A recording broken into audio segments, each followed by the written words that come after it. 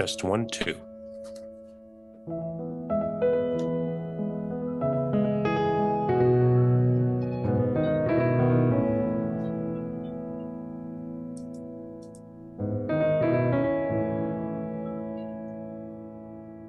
Test 1, 2.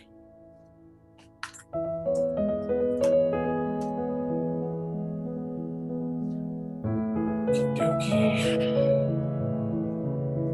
Last looks. I'll be right back.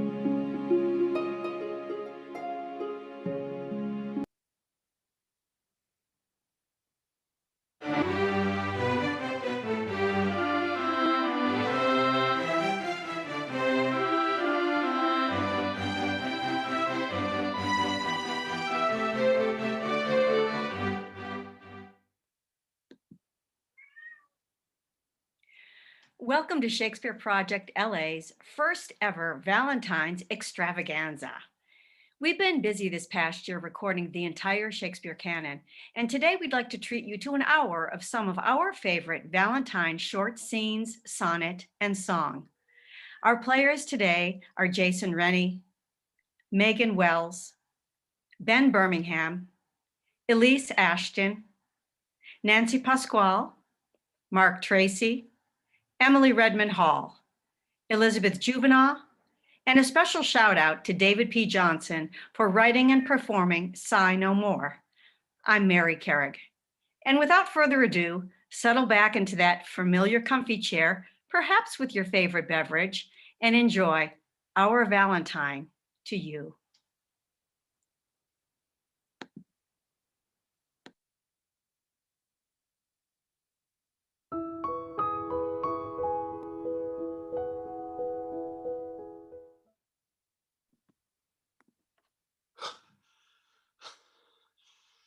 There be some sports are painful, and their labor and delight in them sets off.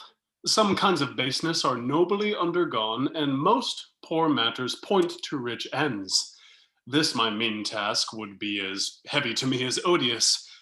But the mistress which I serve quickens what's dead and makes my labors pleasures. Oh, she is 10 times more gentle than her father's crab, and he is composed of harshness. I must remove some thousands of these logs upon a sore injunction. My sweet mistress weeps when she says she sees me work, and says such baseness had never like executor. I forget. But these sweet thoughts do even refresh my labors most busiest when I do it. Alas, now pray you, work not so hard. I would the lightning had burnt up those logs that you are so enjoined to pile. Pray it down and rest you, when this burns till weak for having wearied you. My father is hard at steady. Pray now, rest yourself. He's safe for these 3 hours. Oh, most dear mistress, the sun will set before I shall discharge what I must strive to do. If you'll sit down, I'll bear your logs a while. Pray, give me that. I'll carry it to the pile. No, precious creature, I had rather crack my sinews, break my back, than you should such dishonor undergo while I sit lazy by. It would become me as well as it does you, and I should do it with much more ease, for it is my goodwill is to it, and your. You look wearily. No, noble mistress, 'tis fresh morning with me when you are by at night. I do beseech you, chiefly that I might set it in my prayers. What is your name? Miranda. Oh, my father, I have broken your hest to say so. Admired Miranda. Indeed, the top of admiration, worth what's dearest to the world. Full many a lady I have eyed with best regard, and many a time the harmony of their tongues hath into bondage brought my too diligent ear. For several virtues I have liked several women, never with so full soul, but some defect in her did quarrel with the noblest grace she owed, and put it to the foil. But you, oh, you, so perfect and so peerless, are created of every creature's best. I do not know one of my sex, no woman's face remembered save from my glass mine own. Nor have I more to call men than you, good friend, and my dear father. How features are abroad, I am by my modesty. The jewel in my dower, I would not wish any companion in the world but you, nor can imagine form a shape besides yourself. But I prattle something too wildly, and my father's precepts I therein do forget. I am in my condition a prince, Miranda. I do think a king.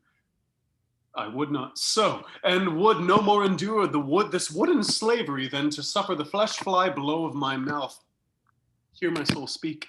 The very instant that I saw you did my heart fly to your service. There resides to make me slave to it. And for your sake, I am this patient logman. Do you love me? Oh, heaven! Oh, earth! Bear witness to this sound and crown what I profess. With every kind of ent, if I speak true, if hollowly invert what best has boded me to mischief, I, beyond all limit of what else in the world, do love, prize, honor you. I am a fool to weep at what I am glad of. Wherefore weep you? At mine unworthiness that dare not offer what I desire to give, and much less take what I shall die to want. But this is trifling, and all the more it seeks to hide itself, the bigger bulk it shows. Hence, bashful cunning, and prompt me plain and holy instance. I am your wife if you will marry me. If not, I'll die your maid, to be your fellow. You may deny me, but I'll be your servant, whether you will or no. My mistress, dearest, and I thus humble ever. My husband, then? I, with a heart as willing as bondage heir of freedom. Here's my hand. And mine, with my heart in it. And now farewell, till half an hour hence. 1,000,000.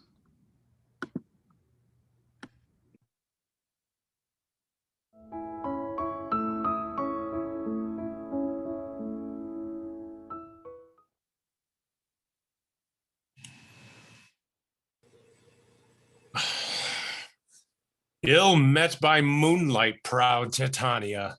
What, jealous Oberon? Fairy, skip hence. I have forsworn his bed and company. Tarry, rash wanton, am not I thy lord? Then I must be thy lady. But I know when thou hast stolen away from fairyland, and in the shape of Corin sat all day playing on pipes of corn and versing love to amorous Phillida. Why art thou here? Come from the farthest steep of India, but that, forsooth, the bouncing Amazon, your buskined mistress and warrior love, to Theseus must be wedded, and you come to give their bed joy and prosperity. How canst thou thus for shame, Titania, glance at my credit with Hippolyta, knowing I know thy love to Theseus? Didst not thou lead him through the glimmering night from Perigona, where he ravished and made him with fair Eagles break his faith with Ariadne and Antiopa?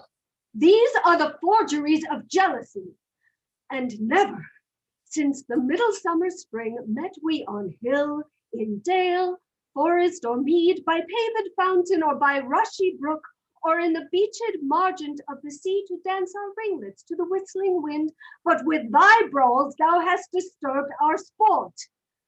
Therefore the winds, piping to us in vain, as in revenge have sucked up from the sea contagious fogs, which, falling in the land, hath every pelting river made so proud that they have overborne their continents. The ox hath therefore stretched his yoke in vain. The plowman lost his sweat, and the green corn hath rotted ere his youth attained a beard. The fold stands empty in the drowned field, and crows are fattened with the murrain flock. The 9 men's morris is filled up with mud, and the quaint mazes in the wanton green, for lack of tread, are undistinguishable. The human mortals want their winter here. No night is now with him or carol blessed. Therefore the moon, the governess of floods, pale in her anger, washes all the air that rheumatic diseases do abound. And thorough this distemperature, we see the seasons alter. Hoary-headed frosts fall in the fresh lap of the crimson rose, and on old Hyam's thin and icy crown an odorous chaplet of sweet summer buds is as in mockery set. The spring, the summer, the childing autumn, the angry winter change their wonted liveries, and the mazed world by their increase now knows not which is which. And this same progeny of evils comes from our debate, from our dissension. We are their parents and original. Do you amend it then? It lies in you. Why should Titania cross her Oberon? I do but beg a little changeling boy to be my henchman. Set your heart at rest. The fairy land buys not the child of me.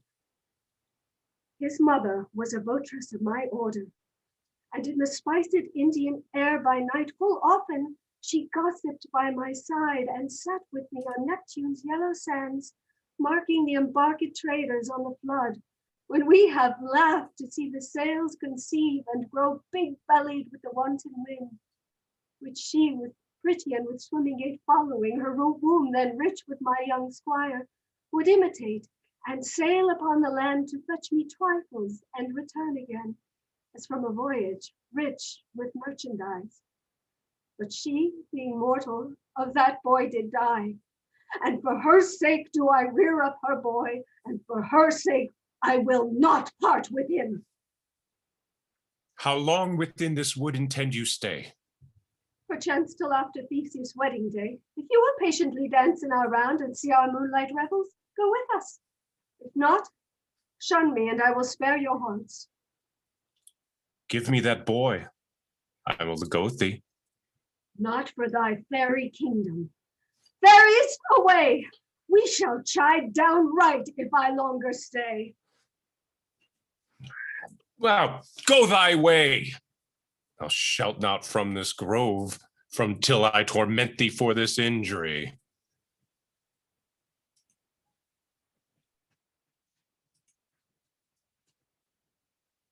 It was a marvelous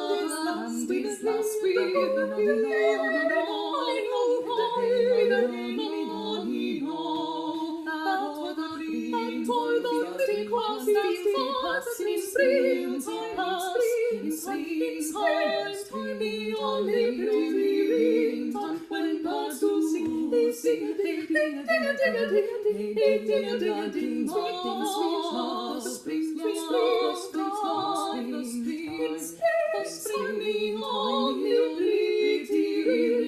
when birds do sing, they sing, they ding, ding, ding, ding, ding, ding, ding, sweet birds of the spring.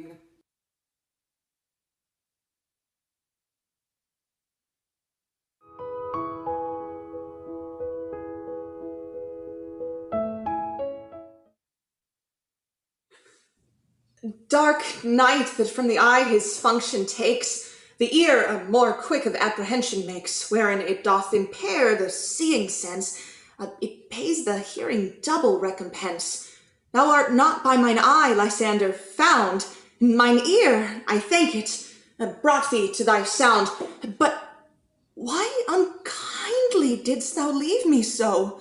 Why should he stay whom love doth press to go? What love could press Lysander from my side? Lysander's love, that would not let him bide. Fair Helena, who more engilds the night than all yon fiery O's and eyes of light, why seekest thou me? Could not this make thee know the hate I bear thee? Made me leave thee so. You speak not as you think. It cannot be. Lo, she is one of this confederacy. Now I perceive they have conjoined all three to fashion this false sport in spite of me. Injurious Hermia, most ungrateful maid. Have you conspired? Have you with these two contrived to bait me with this foul derision? Is all the counsel that we two have sisters' vows, the hours that we have spent when we have chid the hasty-footed time for parting us, is all forgot? All school days, friendships, childhood innocence. We, Hermia, like two artificial gods, have with our needles created both one flower, both on one sampler sitting on one cushion, both warbling of one song, both in one key, as if our hands, our sides, voices, and minds had been incorporate. So we grew together like a double cherry, stemmed, parted, and yet a union in partition. Two lovely berries molded on one stem. So with two seeming bodies, but with one heart, two of the first, like coats and heraldry, due but to one and crowned with one crest. Will you rend our ancient love asunder to join with us men in scoring your poor friend? It is not friendly, it is not maidenly. Our sex, as well as I, may chide you for it, though I alone do feel the injury. I am amazed at your words. I scorn you not. It seems that you scorn me. Have you not set Lysander as in me and praise my eyes and face? And may your other love, Demetrius, who even now did spur me with his foot to call me goddess, nymph, divine, and precious celestial? Wherefore speaks he that to her he hates? And wherefore doth Lysander deny your love, so rich within his soul and tender me, forsooth, affection, but by your setting on, by your consent? What though I be not so grace as you, so hung upon with love, so fortunate, but miserable most to be loved unloved? This you should pity rather than despise. I understand not what you mean by this. I do. Persever, counterfeit, sad looks, make mouths open when I turn my back, wink at each other, hold the sweet jest up. This sport well carried shall be chronicled. If you have any pity, grace, or manners, you would not make me such an argument. But fare you well, 'tis partly my own fault, where death or absence shall soon remedy. Stay! Gentle Helena, hear my excuse, my love, my life, my soul, fair Helena. Oh, excellent. Sweet, do not scorn her so. If she cannot entreat, I can compel. Thou canst compel no more than she entreat. Thy threats have no more strength than her weak prayers. Helena, I love thee. By my life I do, I swear that which I wouldn't lose for thee to prove them false, that says I love thee not. I say, I love thee more than he can do. If thou say so, withdraw and prove it too. Quick, come! Lysander, where to tends all this? Away, you Ethiop! No, he'll seem to break loose. Take on as you would follow, but yet come not. You're a tame man. Go. Hang off, thou cat, thou bird, vile thing. Let loose, or I will shake thee from me like a serpent. Why are you grown so rude? What changes this sweet love? I love! Out! Tony Todder, out! Out, loathed medicine, oh hated potion, hence! Do you not jest? Yes, sooth, and so do you. Demetrius, I will keep my word with thee. Oh, I would I had your bond, for I perceive a weak bond holds you. I'll not trust your word. What, shall I hurt her, strike her, kill her dead? Although I hate her, I'll not harm her so. What? Can you do me greater harm than hate? Hate me? Oh, wherefore? Oh me, what news, my love? Am I not Hermia? Are you not Lysander? I am as fair now as I was erewhile. Since night you loved me, yet since night you left me. Why then? You left me. Oh, the gods forbid. In earnest, shall I say? I, by my life, and never did desire to see thee more. Therefore be out of hope, of question, of doubt. Be certain nothing truer, 'tis no jest, that I do hate thee and love Helena. Oh me. You juggler, you canker blossom, you thief of love. What? Have you come by night and stolen my love's heart from him? Fine in faith, have you no modesty, no maiden shame, no touch of bashfulness? What will you tear impatient answers from your gentle tongue? Fie, you counterfeit, you puppet, you. Oh, puppet. Why so I? That way goes the game. Now I perceive that she hath made compare between our statures. She hath urged her height, and with her personage, her tall personage, her height, forsooth, she hath prevailed with him. And are you grown so high in his esteem, because I am so dwarfish and so low? How low am I, thou painted maypole? Speak! How low am I? I am not yet so low that my nails can reach into thine eyes. I pray you, though you mock me, gentlemen, let her not hurt me. I was never cursed. I have no gift at all in shrewdness. I am a right maiden for my cowardice. Let her not strike me. You perhaps may think because she is something lower than myself that I can match her. Lower. Hark, again. Good Hermia, do not be so bitter with me. I evermore did love, did ever keep your counsels, never wronged you. That in love unto Demetrius, I told him of yourself unto this wood. He followed you. For love, I followed him. But he hath shid me hence and threatened me to strike me, spurn me, nay, to kill me too. And now, so will you let me go to Athens, for I will bear my folly back and follow you no further. Let me go. You will see how simple and how fond I am. Why? Get you gone. Who is it that hinders you? A foolish heart that I leave here behind. What, with Lysander? With Demetrius. Be not afraid, she shall not harm thee, Helena. No, sir, she shall not, though you take her part. Oh, when she is angry, she is keen and shrewd. She was a vixen when she went to school. Though she be but little, she is fierce. Little, again, nothing but low and little. Oh, why will you suffer her to flout me thus? Let me come to her. Get you gone, you dwarf. You minimus of hindering not grass made. You bead. You acorn. You are too officious in her behalf that scorns your services. Let her alone. And speak not of Helena. Take not her part, for if thou dost intend never so little show of love to her, thou shalt abide it. Now she holds me not. Now follow, if thou darest, to try whose right of thine or mine is most in Helena. Follow? Hey, I'll go with thee, cheek by jowl. Huh. You, mistress. All this coil is long of you. Nay, go not back. I will not trust you. I no longer stay in your cursed company. Your hands than mine are quicker for a fray. My legs are longer, though, to run away.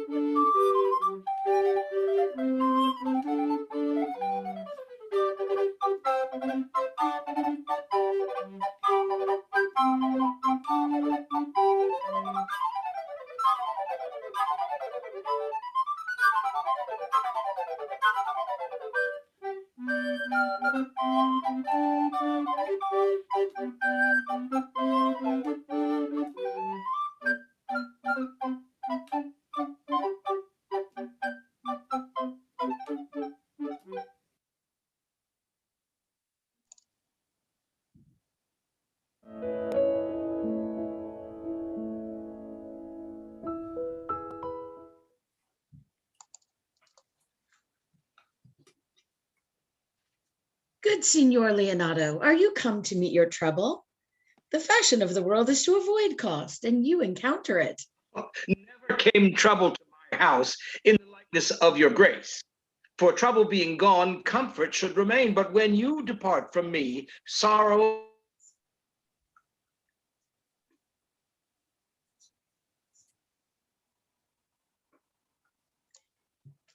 You embrace your charge too willingly.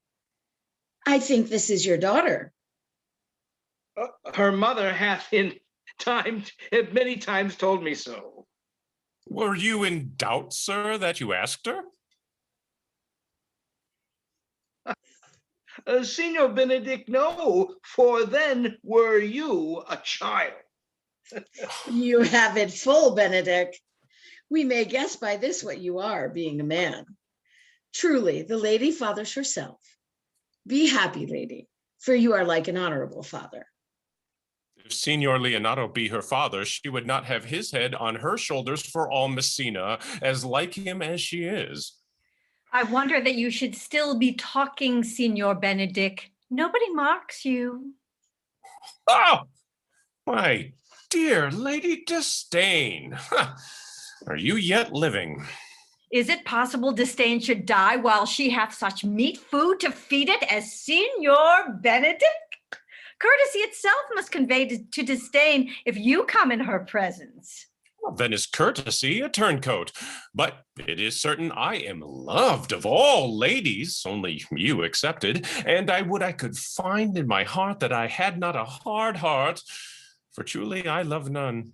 A dear happiness to women. They would else have been troubled with a pernicious suitor. I thank God that my cold blood, I am of your humor for that. I had rather hear my dog bark at a crow than a man swear he loves me. Well, God keep your ladyship still in that mind, so some gentleman or other shall scape a predestinate scratched face. Scratching could not make it worse, and 'twere such a face as yours were. Well, you're a rare parrot teacher. A bird of my tongue is better than a beast of yours. Would my horse had the speed of your tongue, and so good a continuer. But keep your way. In God's name, I've done. You always end with a jade's trick. I know you of old. This is the sum of all, Leonato. Signor Claudio and Signor Benedict, my dear friend Leonato hath invited you all. I tell him we shall stay here at least a month. He heartily prays some occasion may detain us longer. I dare swear he is no hypocrite, but prays from his heart.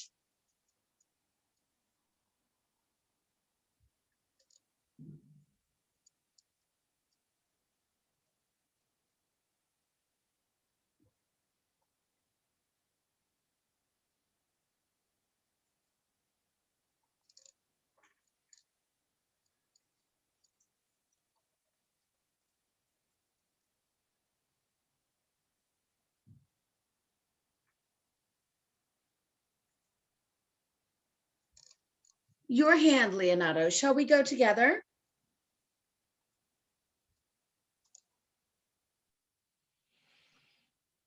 Benedict, didst thou note the daughter of Signor Leonato? I noted her not, but I looked on her. Is she not a modest young lady? Do you question me as an honest man should do for my simple true judgment, or would you have me speak after my custom as being a professed tyrant to their sex? No, I pray thee in sober judgment speaking. Well, why?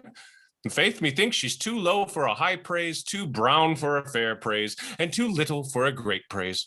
Only this commendation I can afford her, that were she other than she is, she were unhandsome. And being no other but as she is, I do not like her. Thou thinkest I am in sport? I pray thee tell me truly how thou likest her. Would you buy her that you inquire after her? Can the world buy such a jewel? Yea, in a case to put it into. But speak you this with a sad brow?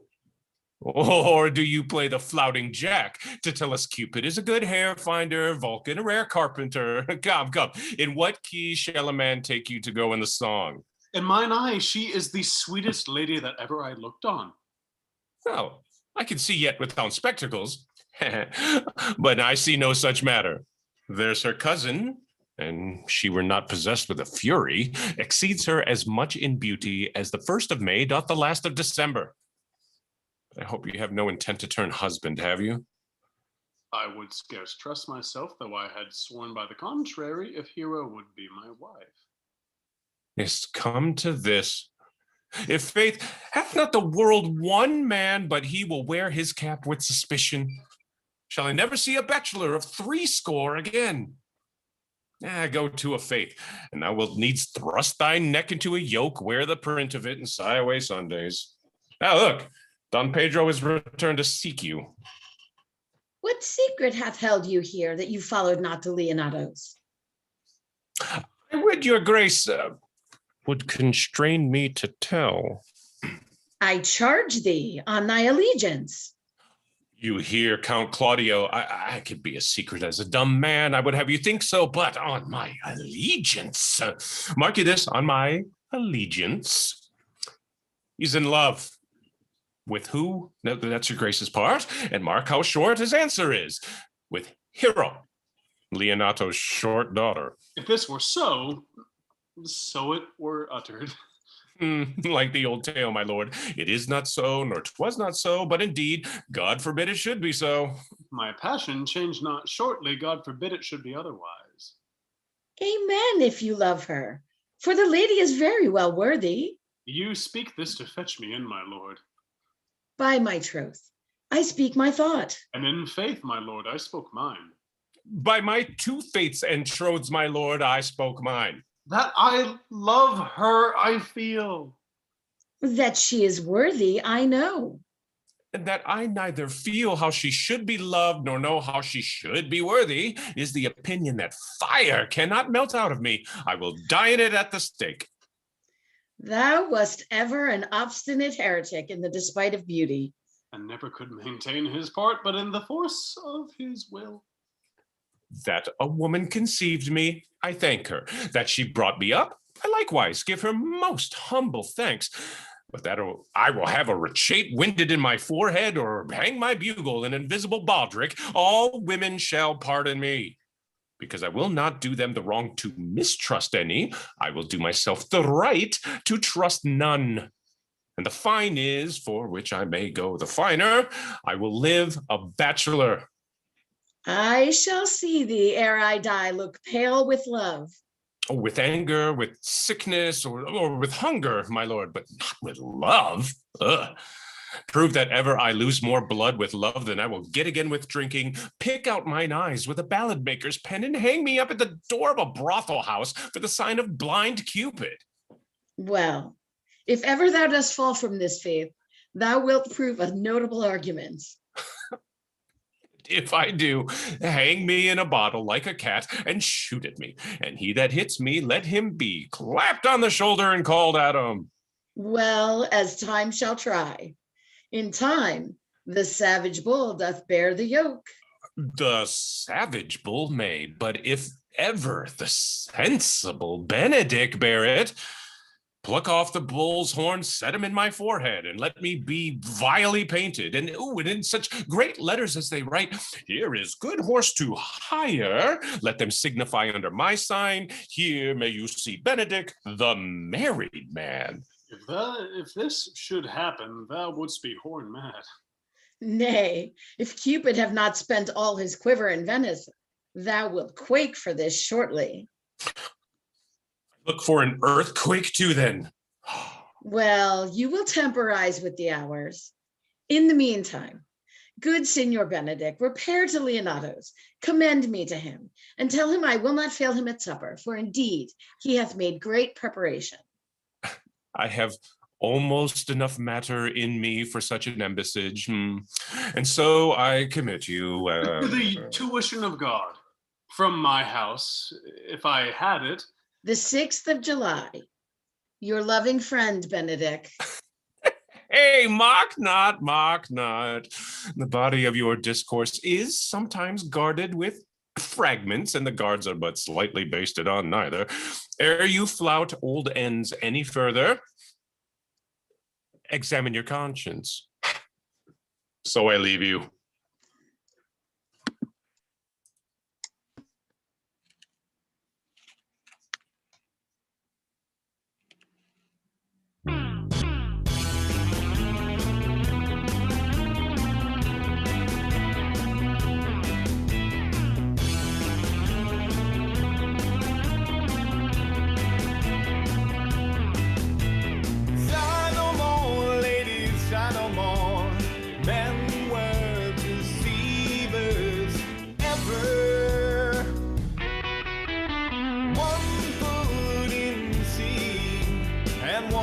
sure to one thing constant, never.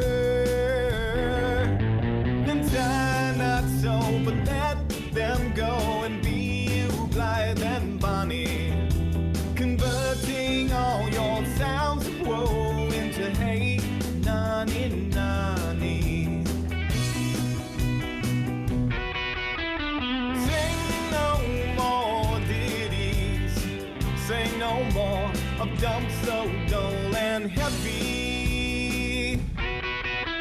The fraud of men was ever so since summer first was be. Then tie not so, but let them go and be you blithe and bonny, converting all your sounds of woe into hate, nani nani. Yeah!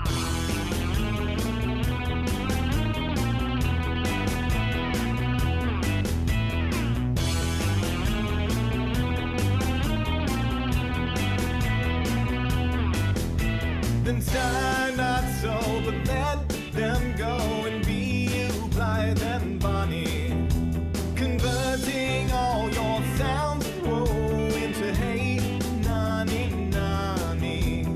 Hey, nani nani. Hey, nani nani.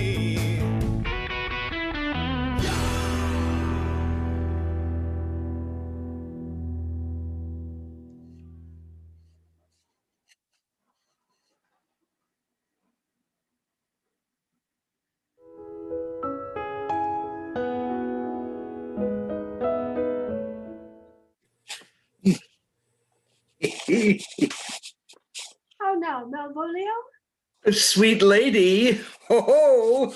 Smilest thou? I sent for thee upon a sad occasion. Sad lady? Oh, I could be sad. This does make some obstruction in the blood, this cross-gartering, but what of that? If it please the eye of me, it is with me, as the very true sonnet says, please one and please all. Why, how dost thou, man? What is the matter with thee? Oh, not black in my mind, though yellow in my legs. It did come to his hands, and command shall be executed. I think we do know the sweet Roman hand. Wilt thou go to bed, Malvolio? To bed? Oh, aye, sweetheart, and I'll come to thee. God comfort thee! Why dost thou smile so and kiss thy hand so oft? How do you, Malvolio? What? At your request, yes, nightingales answer daws. Why appear you with this ridiculous boldness before my lady? Be not afraid of greatness. 'Twas well writ. What meanst thou by that, Malvolio? Some are born great. Huh? Some have achievedness. Some achieve greatness. What sayest thou? Some have greatness thrust upon them. Heaven restore thee. Remember who commended thy yellow stockings. Thy yellow stockings. To see them cross-gartered. Cross-gartered? Go to, thou art made, if thou desirest to be so. Am I maid? If not, let me see thee a servant still. Eh? But this is very midsummer madness. Madam, the young gentleman of the Count Orsino's is returned. I could hardly entreat him back.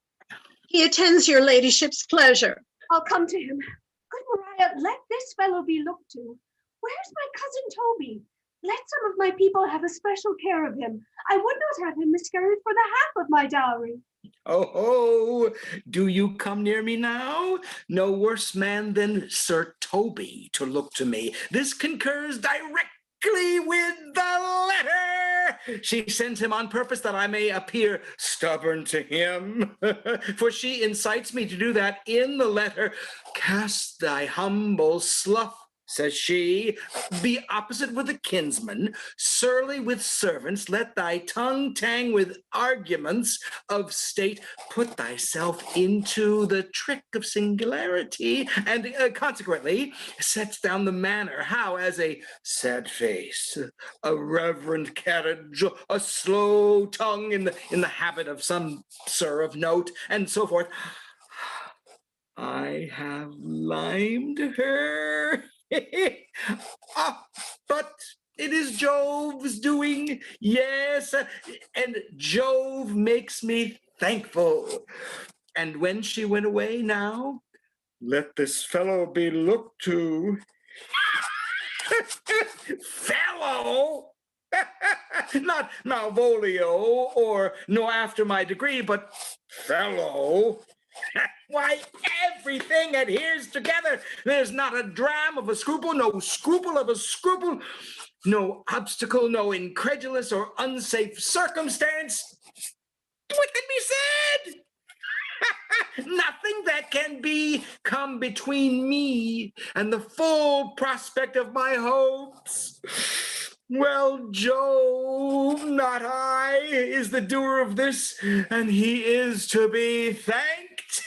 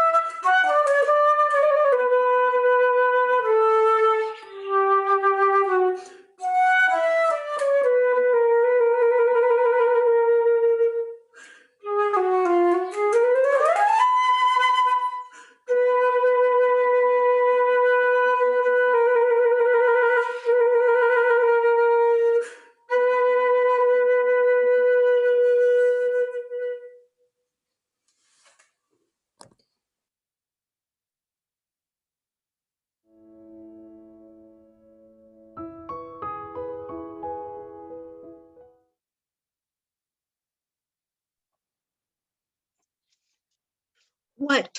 Have I escaped love letters in the holiday time of my beauty? And am I now a subject for them? Let me see.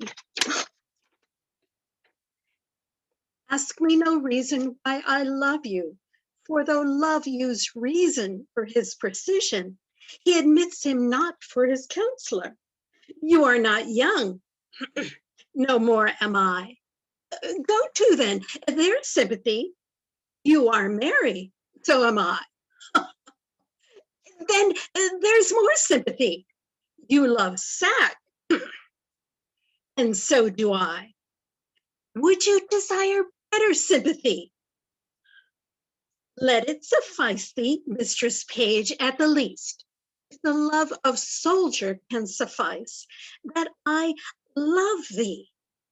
I will not say pity me. 'Tis not a soldier-like phrase. I say love me. I me, thine own true knight, by day or night, or any kind of light, with all his might, for thee to fight. Don Falstaff? What a Herod of Jewry is this? Oh, wicked, wicked world. one that is well nigh worn to pieces with age, to show himself a young gallant. What an unweighed behavior hath this Flemish drunkard kicked with a dread devil's name out of my conversation, that he dares in this manner assay me?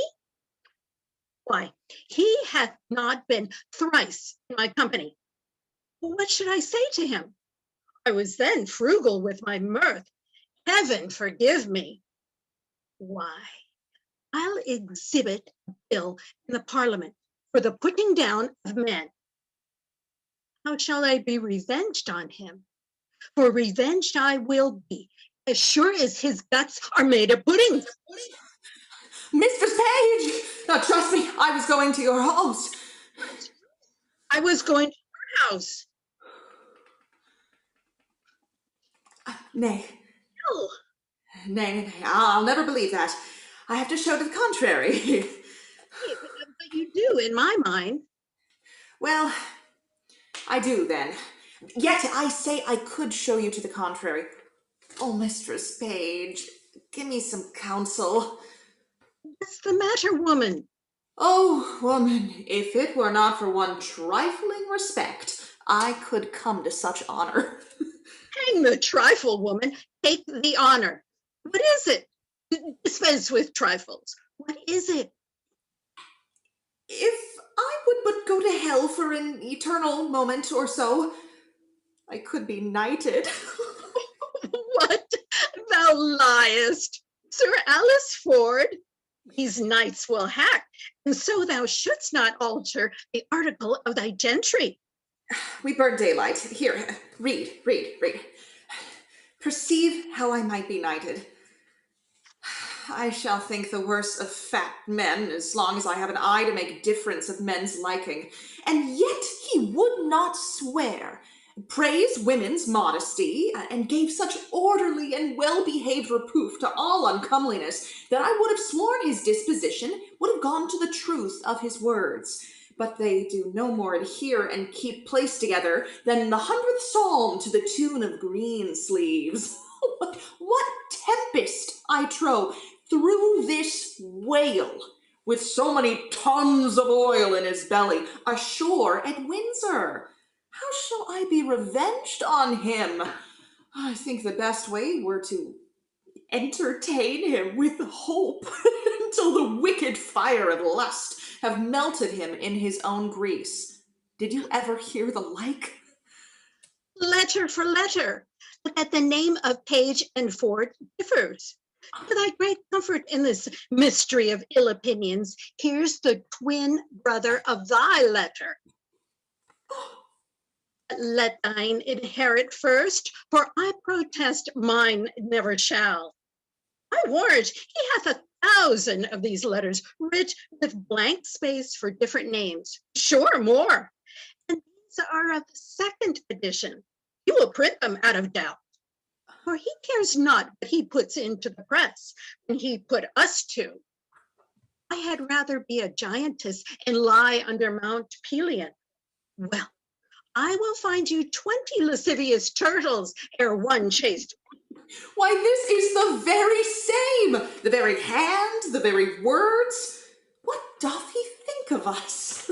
Nay, I know not. It makes me almost ready to wrangle with mine own honesty. I'll entertain myself like one that I am not acquainted withal. For sure, unless he knows some strain in me that I know not myself, he would rather have boarded me in this fury. Boarding, call you it. I'll be sure to keep him above deck. So will I.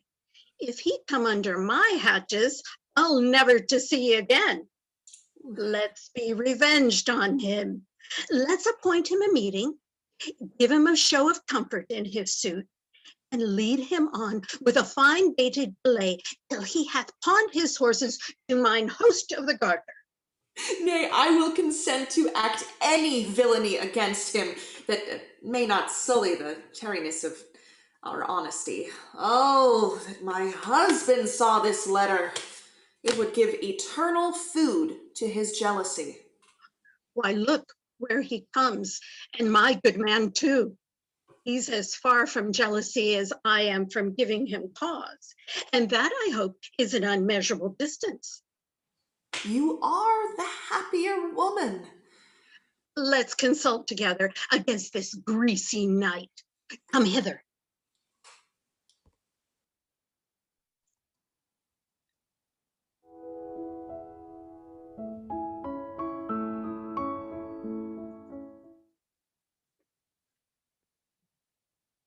Shall I compare thee to a summer's day?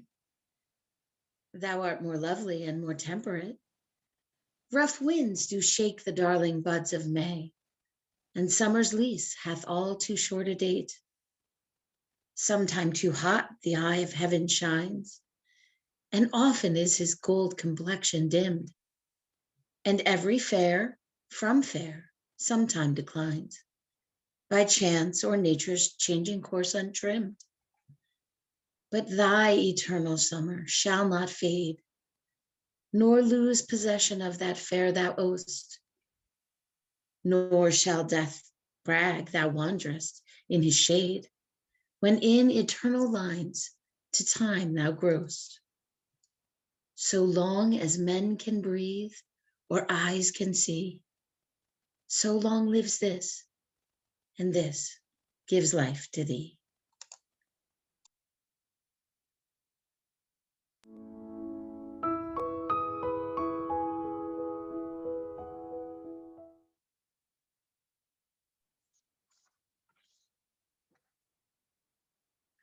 My mistress' eyes are nothing like the sun. Coral is far more red than her lips red. If snow be white, why then her breasts are dun. If hairs be wires, black wires grow on her head. I have seen roses damasked red and white, and no such roses see I in her cheeks. And in some perfumes is there more delight, and in the breath that from my mistress reeks. I love to hear her speak, yet well I know that music hath a far more pleasing sound. I grant I never saw a goddess go. My mistress, when she walks, treads on the ground. And yet, by heaven, I think my love as rare as any she belied, with false compare.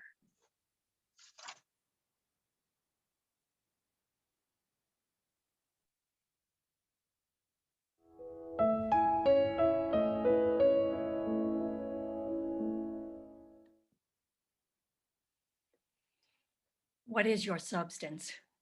Whereof are you made, that millions of strange shadows on you tend? Since everyone hath everyone one shade, and you but one can every shadow lend. Describe Adonis, and the counterfeit is poorly imitated after you. On Helen's cheek all art of beauty set, and you in Grecian tires are painted new. Speak of the spring and foison of the year, the one doth shadow of your beauty show, the other as your bounty doth appear. And you in every blessed shape we know. In all external grace you have some part, but none like you, none you, but for constant heart.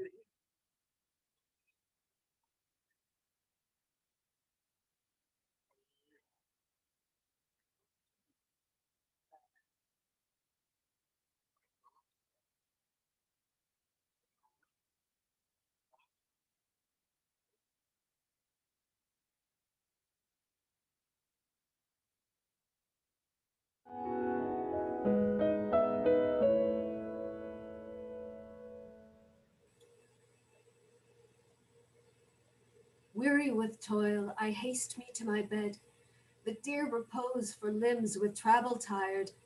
But then begins a journey in my head to work my mind when body's work's expired.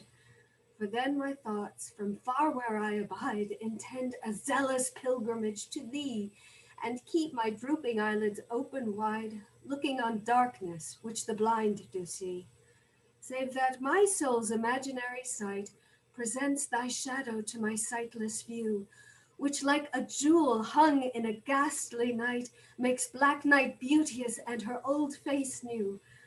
Lo, thus by day my limbs, by night my mind, for thee and for myself no quiet find.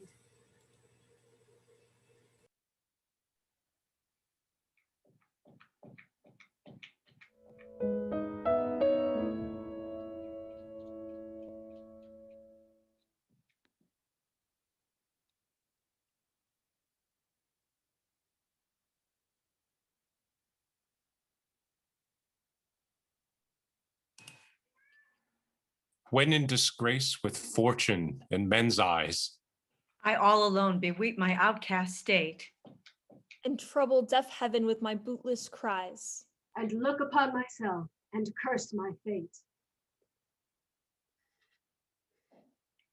wishing me like to one more rich in hope, featured like him with friends possessed, Desiring this man's art and that man's scope. With what I most enjoy contented least. Yet in these thoughts myself almost despising. happily I think on thee, and then my state, like to the lark at break of day arising. From sullen earth sing hymns at heaven's gate. For thy sweet love remembered such wealth brings. that then I scorn to change my state with kings. Thank you for watching today, and we hope that you enjoyed our little Valentine. We'd like to thank our players, Jason Rennie, Megan Wells, Ben Birmingham, Elise Ashton, Nancy Pasquale, Mark Tracy, the ever-talented Emily Redmond Hall doing triple duty today, Elizabeth Juvenile, and David P. Johnson for writing and recording Sign No More, and I'm Mary Carrig. Thank you from Shakespeare Project, LA.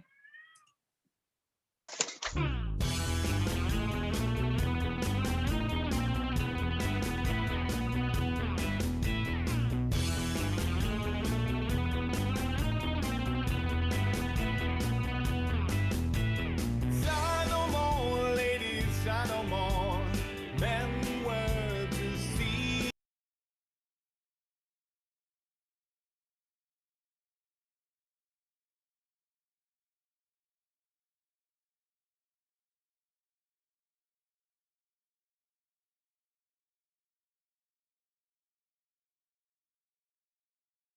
And be you blithe and bonny, converting all your sounds of woe into hate, nani nani.